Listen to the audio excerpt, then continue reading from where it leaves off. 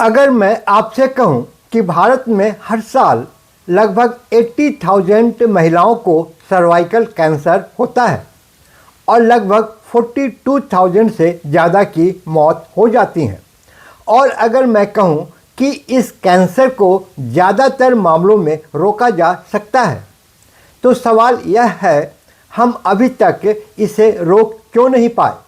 आज जो जानकारी मैं आपको देने वाला हूं, वह शायद आपकी सोच बदल दे। आज का वीडियो बहुत महत्वपूर्ण है क्योंकि भारत एक ऐतिहासिक कदम उठा चुका है। भारत का nation wide HPV vaccination drive चल रहा है। भारत सरकार अब 14 इयर्स के लड़कियों के लिए HPV टीकाकरण का अभियान शुरू कर चुकी है। ये वैक्सीन फ्री होगी, स्वैच्छिक होगी, पूरे देश में लागू होंगी और सभी सरकारी स्वास्थ्य केंद्रों पर उपलब्ध कराई जाएंगी। लेकिन रुकिए, क्यों 14 साल की उम्र, क्यों इतना जोर इसी उम्र पर, और क्या ये वैक्सीन सच में सुरक्षित है? उसका जवाब समझने से पहले हमें एक सच्चाई समझनी होगी। वीडियो अंत तक देखिए क्योंकि आखिर में मैं आप एक ऐसा फैक्ट बताऊंगा जो सोशल मीडिया पर फैल रहे डर को पूरी तरह खत्म कर देगा। तो चलिए, मैं आलोक सिंह आज आपके साथ विज्ञान की एक नवीन सोच को जानने और समझने का प्रयास करूंगा ताकि हम मिलकर ज्ञान के नए आयामों को स्पर्श कर सकें। क्या 14 साल की बेटियों के लिए HPV वैक्सीन सच में सुरक्षित है? क्या यह सर्वाइकल कैंसर से बचाव कर सकता है? क्या सिंगल डोज सुरक्षित है? अगर आपकी बेटी 14 साल की है, यह वीडियो जरूर देखें। सर्वाइकल कैंसर भारत में महिलाओं में दूसरा सबसे आम कैंसर है और सबसे दुखद बात, यह कैंसर धीरे धीरे बढ़ता है। अक्सर तब पता चलता है जब बहुत देर हो चुकी होती है। लेकिन इसका कारण क्या है? इसके 80% से ज़्यादा मामलों के पीछे एक वायरस जिम्मेदार है जिसका नाम है HPV यानी ह्यूमन पैपिलो वायरस। खासकर HPV के टाइप 16 एंड टाइप 18। HPV दुनिया का सबसे आम वायरल संक्रमण में से एक है।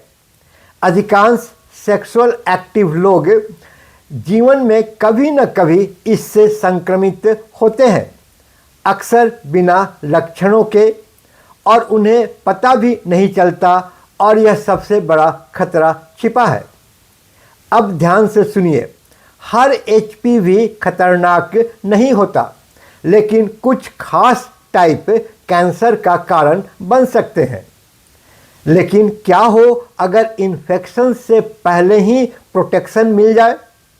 और यहीं से आता है समाधान, और इसके लिए एक वैक्सीन अवेलेबल है जिसका नाम है गार्डेसिल।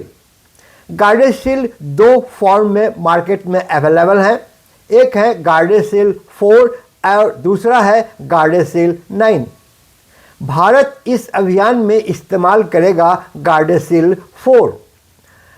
यह एक क्वाड्रीवैलेंट वैक्सीन है, यानी 4 प्रकार के HPV से सुरक्षा देती है।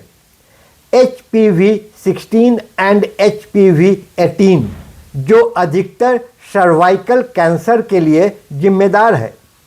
HPV 6 एंड HPV 11 जो अधिकतर जेनाइटल वार्ट्स यानी जननांग में मस्से के लिए जिम्मेदार है। लेकिन सबसे बड़ा डर यहीं से शुरू होता है, क्या यह वैक्सीन सुरक्षित है? उसका जवाब अभी देता हूँ, लेकिन पहले एक और ज़रूरी बात, 14 साल की उम्र ही क्यों चुनी गई? 14 साल की उम्र इसलिए चुनी गई क्योंकि 9 इयर्स टू 14 इयर्स की लड़कियां का एज एक आइडियल एज है। इस उम्र में लड़कियां एडोलेसेंट और टीन एज गर्ल्स होती हैं जिनका इम्यून रिस्पॉन्स सबसे मजबूत होता है। जितनी जल्दी उतना बेहतर, क्योंकि एक्सपोजर से पहले प्रोटेक्शन मिलती है। 9 ईयर टू 14 ईयर्स के उम्र में एक सिंगल डोज ही मजबूत और लंबी सुरक्षा देती है। तो क्या एक सिंगल डोज काफ़ी है? सिंगल डोज स्ट्रेटजी सफिशिएंट है? हाँ, आपने सही सुना, इसका आंसर है यस। अब कई देशों की तरह भारत भी 9 ईयर टू 14 ईयर्स की लड़कियों में सिंगल डोज स्ट्रेटजी अपना रहा है। 90 से अधिक देश ऐसा कर चुके हैं। लेकिन क्या एक डोज सच में काफ़ी है? पहले तो HPV वैक्सीन 2 या 3 डोज में दी जाती थी, लेकिन अब वैज्ञानिक प्रमाण बताते हैं सिंगल डोज स्ट्रेटजी सही है। भारत ने भी सिंगल डोज अपनाया है, पर क्यों? क्योंकि WHO ने सुझाव दिया है कि HPV वैक्सीन की एक ही खुराक लंबे समय तक सुरक्षा देने में सक्षम है। भारत में हर साल लगभग 1 करोड़ 15 लाख लड़कियां इसकी पात्र होंगी, जो 14 ईयर्स के आसपास की होंगी। एक डोज नीति से अधिक संख्या में लड़कियों को जल्दी से सुरक्षा दी जा सकती है। बड़ी आबादी के लिए यह एक कॉस्ट इफ़ेक्टिव डिसीजन है। ग्रामीण क्षेत्रों में बेहतर कवरेज कर सकते हैं। और अंत में सिंगल डोज का मतलब कोई ड्रॉप आउट नहीं। लेकिन रुकिए, क्या सभी को एक ही डोज लगेगी? आंसर है नहीं। कुछ खास परिस्थितियों में डॉक्टर अतिरिक्त डोज की सलाह दे सकते हैं। अगर कोई पहले से सेक्सुअली एक्टिव है तो वैक्सीन पुराने इन्फेक्शन का इलाज तो नहीं करेगी, लेकिन दूसरे स्ट्रेन से उनको बचा सकती है। इसलिए 26 वर्ष तक की यंग लेडी को भी फ़ायदा हो सकता है। कुछ मामलों में 45 ईयर्स तक के लेडी में ये कारगर है, लेकिन यहाँ पर डॉक्टर की सलाह लेना ज़रूरी है। एक व्यक्तिगत सलाह बहुत ही ज़रूरी है। अब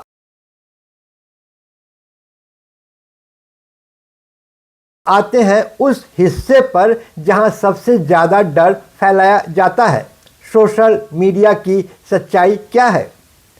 2006 से अब तक 500 मिलियन से ज़्यादा डोज दी जा चुकी है। 15 ईयर्स की सेफ्टी मॉनिटरिंग में कोई इनफर्टिलिटी का शिकायत नहीं आई। इसका ओवेरियन फेलियर से कोई संबंध नहीं है।